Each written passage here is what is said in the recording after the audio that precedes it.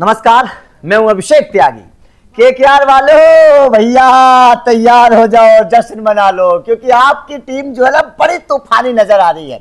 IPL 2026 से पहले अगर मैं केकेआर की टीम को देखूं तो यार बल्ले बल्ले हो गई केकेआर की आईपीएल 2026 से पहले। अब आप कहेंगे कि भैया कैसे, तो भैया खिलाड़ियों के परफॉर्मेंस को अगर मैं देखूं, मैं 5 खिलाड़ियों के बारे में आपको बताऊंगा। इन 5 खिलाड़ियों के परफॉर्मेंस को देखते हुए आप कहेंगे कि वास्तव में आईपीएल 2026 से पहले केकेआर की किस्मत खुलने वाली है और केकेआर खिताब जीतने की प्रबल दावेदारों में से एक टीम है। अब वो 5 खिलाड़ी कौन से, चलिए इस पर एक बार डिस्कस करते हैं, क्योंकि केकेआर के पास आप गेंदबाजी की बात करिए, आप बल्लेबाजी की बात करिए, कमाल की गेंदबाजी है।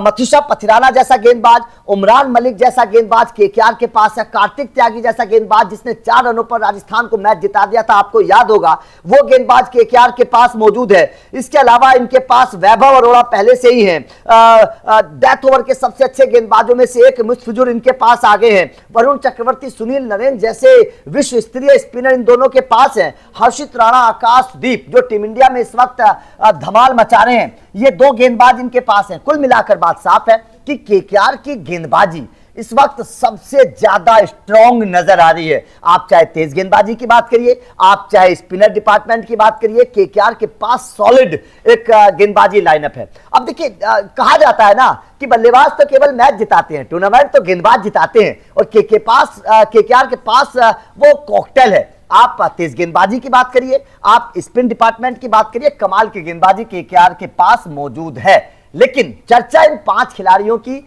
जरूर होनी चाहिए, जिन 5 खिलाड़ियों के परफॉर्मेंस के ऊपर इस वक्त नजर है। दरअसल हाल ही में सैयद मुश्ताक अली ट्रॉफी खेली गई, ये आपने देखा।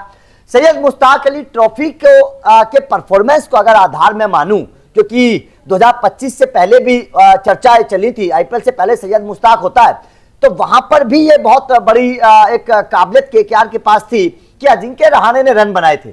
अजिंक्य रहाणे ने 2025 से पहले भी बनाए थे और अब 2026 से पहले भी अजिंक्य रहाणे टॉप 5 में है सैयद मुश्ताक में रन बनाने के मामले में। तो मतलब साफ है, और कप्तानी अजिंक्य रहाणे को मिलेगी। तो अगर आपका कप्तान इन्फॉर्म होता है, अगर आपका कप्तान रन बना रहा होता है, तो टीम के ऊपर एक अच्छा असर पड़ता है, मनोबल हाई होता है। अगर लीडर काम करता है तो आपके पीछे बैठे हुए इंसान भी काम करेंगे। अगर लीडर ही काम नहीं करेगा तो भैया आपके नीचे काम कैसे होगा। तो सवाल यहां पर है, अजिंक्य रहाणे पर यह परफॉर्मेंस कर रिंकू सिंह टीम इंडिया में मौका मिल गया है, टी20 विश्व कप की टीम में सिलेक्शन हुआ है और हाल ही में रन बनाकर रिंकू सिंह आ रहे हैं। यूपी की टीम में रिंकू सिंह ने कमाल का परफॉर्मेंस हाल ही में करके दिखाया है, उसका इनाम रिंकू सिंह को मिला है। और बड़ी बात क्या है, रिंकू सिंह के ऊपर इस बार बड़ी जिम्मेदारी होने वाली है, रसल की जिम्मेदारी। मतलब आंद्रे रसल इस बार नहीं है फिनिशर के तौर पर, तो रिंकू सिंह के ऊपर, कंधों के ऊपर वो भी जिम्मेदारी इस बार होगी। तो मतलब साफ है, अगर आपका फिनिशर इनफॉर्म हो, रन बना रहा हो, और सबसे बड़ी बात क्या है कि मनोबल हाई होगा, क्योंकि टी20 विश्व कप जीत कर आएंगे। मैं तो बोलता हूं कि जीत कर आएंगे, टी20 विश्व कप की टीम में सिलेक्शन हुआ है रिंकू सिंह का। तो मतलब साफ है कि जब टी20 विश्व कप से टीम इंडिया के खिलाड़ी आईपीएल में प्रवेश करेंगे तो रिंकू सिंह का मनोबल हाई होगा। तो दूसरा खिलाड़ी रिंकू सिंह है, जिसके परफॉर्मेंस की इस वक्त बड़ी चर्चा हो रही है। तीसरा खिलाड़ी जिसकी बड़ी तारीफ हो रही है, उस खिलाड़ी का नाम है अनुकूल रॉय। गेंदबाजी के मामले में अनुकूल रॉय टॉप 5 में शामिल है, विकेट लेने के मामले में सैयद मुश्ताक अली ट्रॉफी में तो अनुकूल रॉय केकेआर में शामिल है। केकेआर ने उनको रिटेन किया था, भरोसा उनके ऊपर जताया था। केकेआर को पता है कि ये खिलाड़ी क्या कर सकता है। और अनुकूल रॉय के बारे में बताऊं, वो गेंदबाजी तो करते ही हैं, बल्लेबाजी भी करते हैं, वो आपको निचले क्रम पर रन भी बनाकर दे सकते हैं। तो एक अच्छा ऑलराउंडर, भारतीय ऑलराउंडर केकेआर के पास यहां पर मौजूद है और अनुकूल रॉय ने परफॉर्मेंस हाल के दिनों में करके दिखाया है। इसके अलावा एक और खिलाड़ी, नाम है भाई साहब सार्थक रंजन, पप्पू यादव का बेटा, जिसने तूफान मचा दिया दिल्ली प्रीमियर लीग में और अपने बल्ले की धमक से शतक लगाकर सार्थक रंजन ने बता दिया था कि उनका सिलेक्शन आईपीएल में होगा, और वो सच साबित हुआ। सार्थक रंजन को केकेआर ने सेलेक्ट किया है।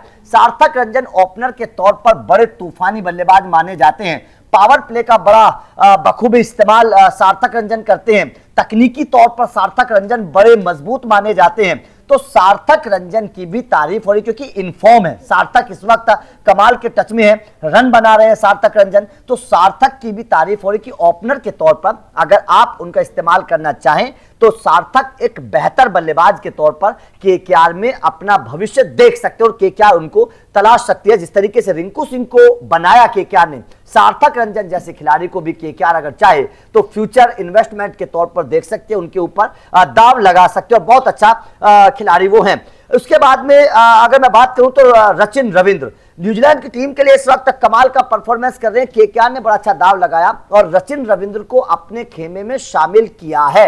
यह केकेआर का फैसला बड़ा सॉलिड माना जा रहा है। स्पिन डिपार्टमेंट के तौर पर आप देख लीजिए या फिर बल्लेबाज के तौर पर देख लीजिए, रचिन रविंद्र कमाल के खिलाड़ी हैं। तो रचिन रविंद्र को लेना भी केकेआर के, और सबसे बड़ी बात क्या है कि इस वक्त टच में है, रन बना रहे हैं, तो रचिन रविंद्र को लेना भी केकेआर के लिए बड़ा फायदे का सौदा हो सकता है।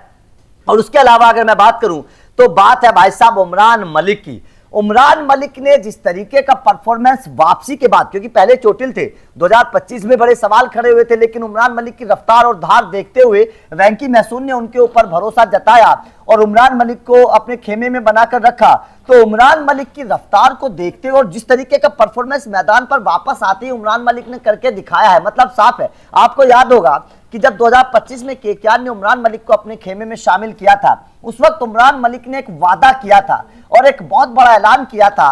उमरान मलिक ने कहा था कि जब वो केकेआर के लिए मैदान पर आएंगे तो उनका टारगेट है 160 किलोमीटर प्रति घंटे की रफ्तार से गेंदबाजी करना। उमरान मलिक ने कहा था कि वो चाहते हैं कि केकेआर में परफॉर्मेंस करने के बाद उनका सिलेक्शन टीम इंडिया में हो, वो चाहते हैं। तो जाहिर तौर पर उमरान मलिक 2025 में तो इंजर्ड थे, नहीं खेल पाए, लेकिन उस सपने को उमरान मलिक अब पूरा कर सकते हैं, क्योंकि इस वक्त न केवल वो फिट हैं बल्कि शानदार फॉर्म में भी नजर आ रहे हैं। और अगर उमरान मलिक जैसा गेंदबाज, इतनी रफ्तार वाला गेंदबाज अगर पूरी तरीके से फिट होकर फॉर्म में है तो आप अंदाजा लगा सकते हैं कि केकेआर की गेंदबाजी इस बार कितनी तूफानी अंदाज में नजर आएगी। एक तरफ से पथिराना, दूसरी तरफ से उमरान मलिक, जब ये दोनों गेंदबाज ओपन करने के लिए आएंगे गेंदबाजी की, तो आप अंदाजा लगाइए दोनों तरफ से 150 किलोमीटर प्रति घंटे की रफ्तार से जब गेंदबाजी होगी तो विपक्षी बल्लेबाजों के लिए खड़ा होना मुश्किल हो जाएगा। 2022 उमरान मलिक का याद करिए, किस तरीके की परफॉर्मेंस उमरान मलिक की थी। तो कुल मिलाकर साफ है कि उमरान मलिक एक ऐसे गेंदबाज के तौर पर और बहुत बड़े एक्स फैक्टर हैं, क्योंकि हर कोई जानता है कि उनके पास रफ्तार है, हर कोई जानता है इस बात को, लेकिन अब उमरान मलिक ने रफ्तार के साथ साथ वेरिएशन भी अपनी गेंदबाजी में शामिल करी है।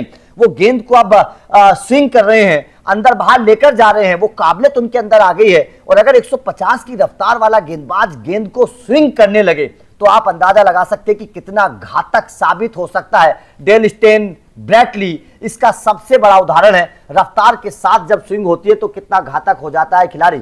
तो कुल मिलाकर साफ है कि केकेआर की आप बल्लेबाजी की बात करिए, आप केकेआर की गेंदबाजी की बात करिए, कैप्टनसी बहुत अनुभव हाथों में उनके में रहेगी, अजिंक्य रहाणे कप्तान रहेंगे, रिंकू सिंह जैसा फिनिशर इस वक्त इनफॉर्म है, उमरान मलिक जैसा खिलाड़ी इस वक्त इनफॉर्म है और खिलाड़ी रन बनाकर आ रहे हैं, विकेट चटका कर आ रहे हैं। ये केकेआर के लिए सबसे पॉजिटिव बात है। कुल मिलाकर बात साफ है कि 2026 एक बार फिर से केकेआर के लिए अच्छा रहने वाला है और उम्मीद जताई जा रही कि शायद केकेआर इस बार खिताब भी जीत जाए। तो आपका केकेआर के इन खिलाड़ियों को लेकर क्या कहना है, कमेंट करके अपनी राय जरूर दीजिएगा।